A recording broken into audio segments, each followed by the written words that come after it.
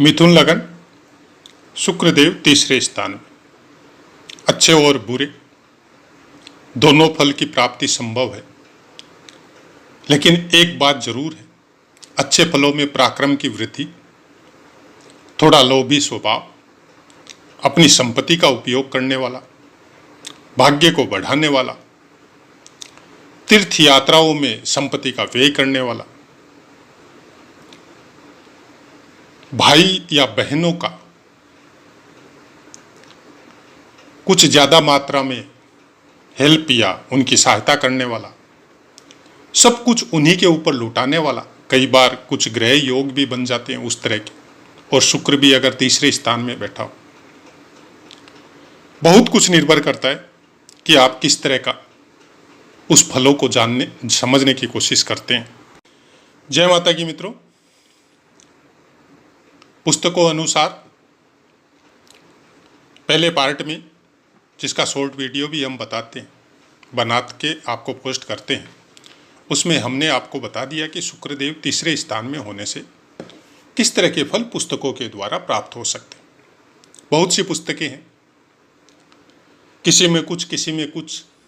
अगर केवल उन्हीं को बोलने लग जाए तो अकेला वीडियो ही भारी पड़ जाएगा, क्योंकि अनेक विद्वान पहले के और उसके बाद के बहुत से हुए हैं, बहुत सौ की पुस्तकें।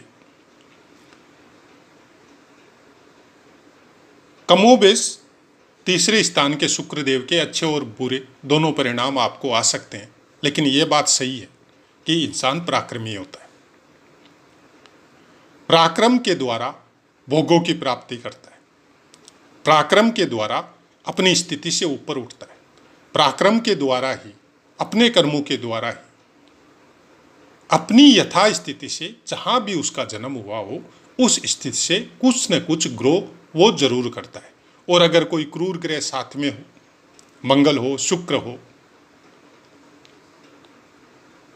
तो फिर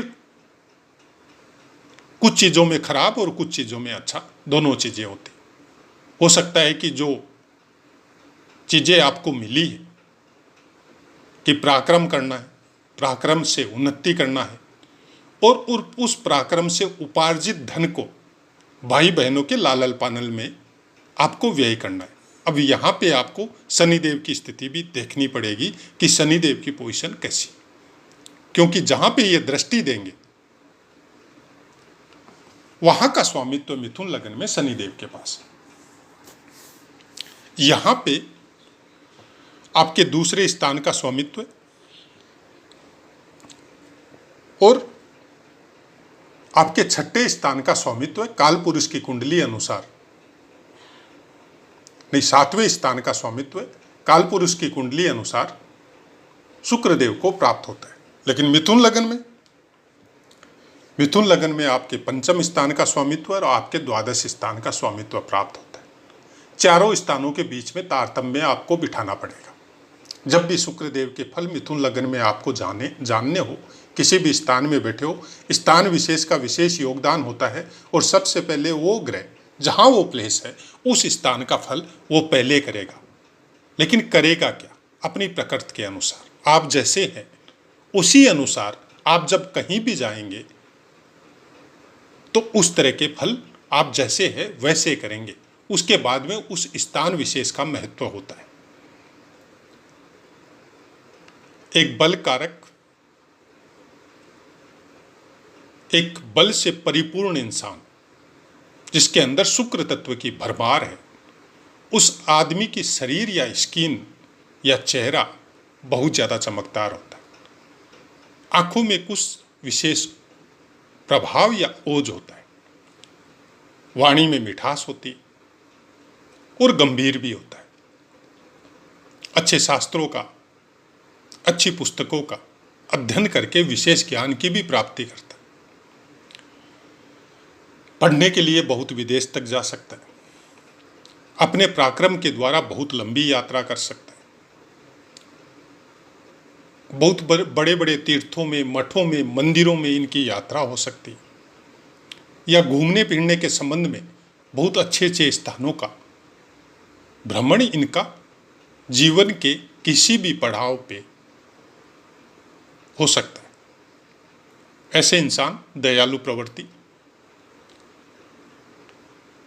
मन से किसी को भी माफ कर दिया तो केवल वाणी से नहीं, मन के द्वारा भी माफ कर देते। लेकिन ऐसा हो सकता है कि वापस वैसे संबंध न जुड़े, लेकिन कटुता नहीं रखते, क्योंकि किसी के साथ कटुता रख के ये अपने जीवन को नष्ट नहीं करते। इनका ध्येय अलग होता है, इनकी मंजिल अलग होती है, इनका सोचने का तरीका अलग होता है, और किसी भी परिस्थिति में नई डिगने की प्रवृत्ति। तीसरे स्थान में शुक्रदेव विराजित होकर एनी टाइम संघर्ष के द्वारा, पराक्रम के द्वारा फलों की प्राप्ति करने की प्रेरणा शुक्रदेव तीसरे स्थान में विराजित होकर देते। ज्ञान भी पराक्रम के द्वारा प्राप्त करते, क्योंकि जहां पे ये प्लेस है वहां से तीसरे स्थान में इनकी तुला राशि, और जहां पे ये प्लेस है दूसरी इनकी वृष राशि दशम स्थान में। विदेशों में जाके इनका भाग्योदय हो सकता है, या कुछ ऐसा काम कर सकते हैं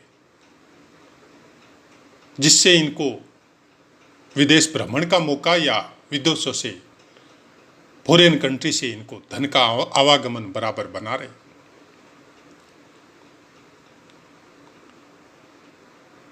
तीसरे स्थान के शुक्रदेव को समझना इतना आसान नहीं है,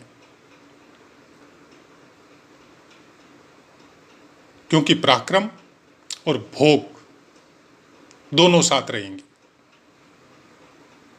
अपने मन का भोग, तन का भोग, दोनों चीजें, दोनों प्रवृत्ति ऐसे इंसानों के अंदर होती। और कुछ हद तक यहां पे शुक्रदेव आपको अपनी उम्र से थोड़ा छोटा दिखाने की प्रवृत्ति भी होती, क्योंकि एनी टाइम खुश रहने वाले, पराक्रम में बिजी रहने वाले, अपने इष्ट मित्रों के साथ हर परिस्थिति में खड़े रहने वाले, अपने ज्ञान के द्वारा बहुत बड़ी बड़ी बातों को या बड़े बड़े सूत्रों को मिनटों में सोल्व करने वाले, कुछ इस तरह का फल तीसरे स्थान में शुक्रदेव आपको प्राप्त करवाते। माइनस फैक्टर में जाएं तो इनसे उपार्जित धन को ये सुख भोगों में ज्यादा लगाते, क्योंकि इनको सुख अगर मिले स्त्री सुख में तो उसमें लगाएंगे। चंद्रमा का स्थिति आपको देखना पड़ेगा। इनके ऊपर कोई जिम्मेदारी आ गई, परिवार का लालन पालन करना है, परिवार को संभालना है, सब कुछ जिम्मेदारी पूरे परिवार की, भाई बहनों की इनके ऊपर आ गई, तब इनके लिए शुक्रदेव बहुत अच्छा हो जाता है, क्योंकि फिर इनको सुख मिलेगा अपने परिवार को समृद्ध करके ऊपर उठाना। तब इनका बहुत सा पराक्रम अपने परिवार को संभालने में बीत जाता है। और अगर ऐसी कोई जिम्मेदारी इनके ऊपर नहीं आई तो फिर उस धन का उपयोग ये कहीं भी कर सकते हैं अपने सुख के लिए। वहां पे ये देखना पड़ेगा कि आपका चंद्रमा और शनि कितना बलवान है, सूर्य कहाँ पे प्लेस है, सूर्य कैसा है।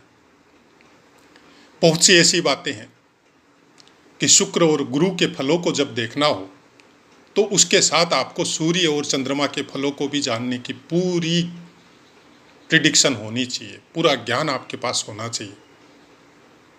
सूर्य के साथ बैठे हैं, पढ़ाई कर रहते हैं, सूर्य के आगे बैठे हैं, सूर्य के पीछे बैठे हैं, बहुत कुछ निर्भर करता है उन बातों के ऊपर।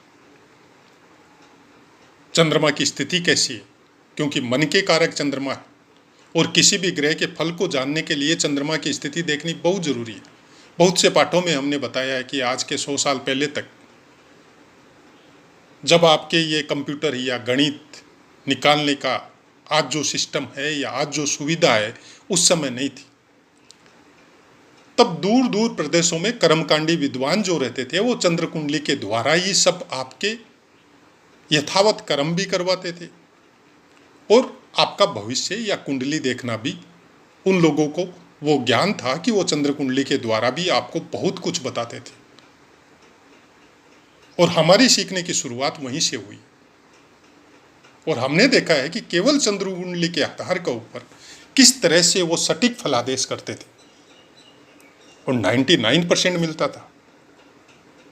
आज सुविधा हो गई, हम लोग लग्न कुंडली को ज़्यादा इम्पोर्टेंस देने लग गए। देनी चाहिए, हम भी मानते हैं उस चीज़ को, लेकिन लग्न कुंडली आपका बैंक बैलेंस है। बैंक बैलेंस से खर्चा कैसे करेंगे, उसका यूज किस तरह से करेंगे, ये आपको चंद्र कुंडली बताएगी।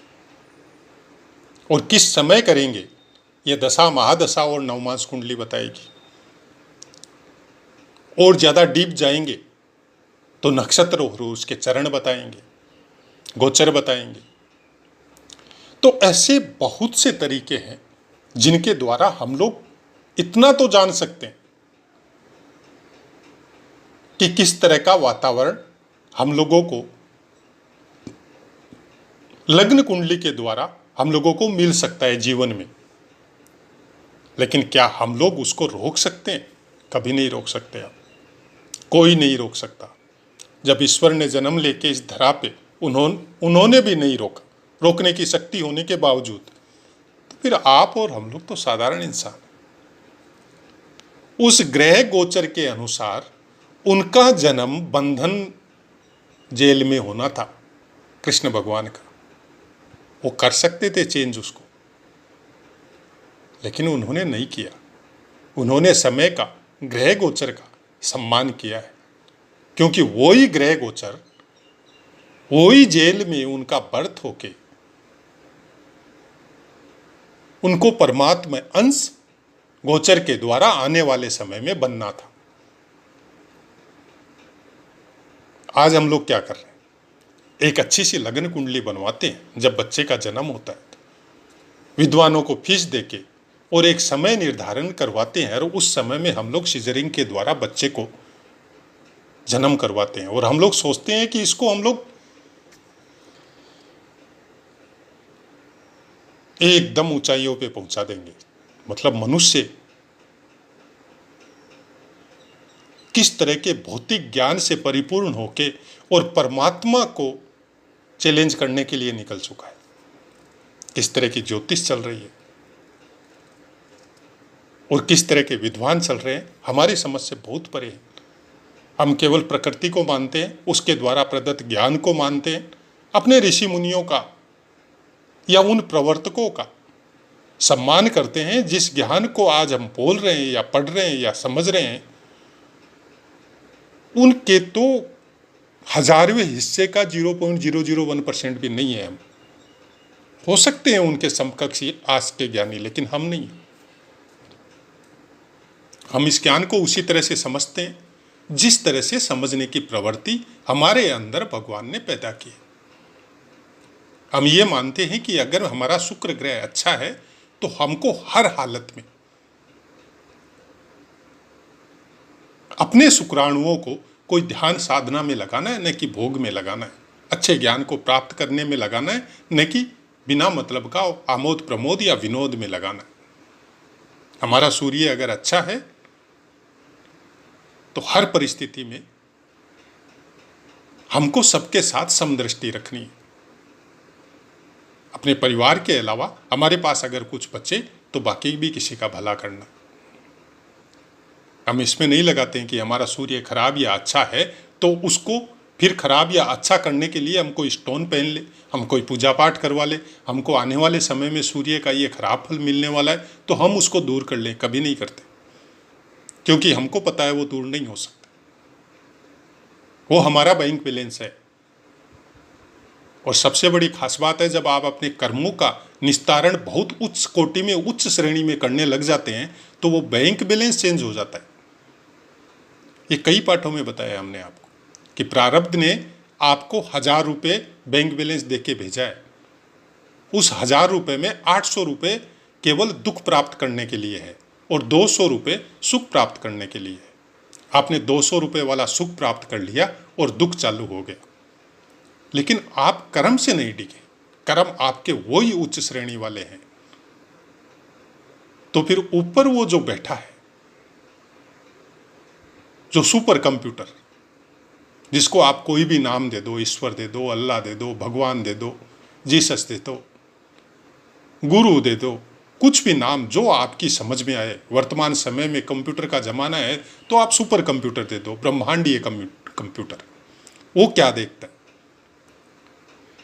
ये जीव बहुत अच्छे कर्म करके अपने एंटीबॉडीज को इतना ज्यादा स्ट्रोंग कर चुका है, और इसका 800 रुपये वाला दुख ही हमने इसको दिया था, लेकिन 1200 रुपये इसका पहले से इसके खाते में डेबिट पड़ा हुआ है, जो इसको अनेक जन्म लेके इसको भोगना है। तो हम क्या करता है, इसका खराब फल जो है, दुख वाला जो 1200 रुपये अभी इसका बाकी है, क्योंकि इसने अपने पराक्रम के द्वारा, इसने अपने कर्मों के द्वारा बहुत ज़्यादा स्ट्रोंग एंटीबॉडी अपने अंदर पैदा कर ली है, तो हम उन कर्मों को भी इसी जीवन में इसको खत्म करवा देते हैं। ये भोग लेगा, क्योंकि ये अपनी मनुष्य श्रेणी से बहुत ऊपर उठ चुका है। इसलिए आप देखते हैं जो भगवान का भजन करते हैं उनको बहुत दुख आता है। हम लोग बोलते हैं ना कि इतना अच्छा इंसान है, इतना ईश्वर का नाम लेता है, किसी का हमेशा सबका भला करने में रहता है, फिर भी दुख भोग रहे। उसका कारण ये होता है।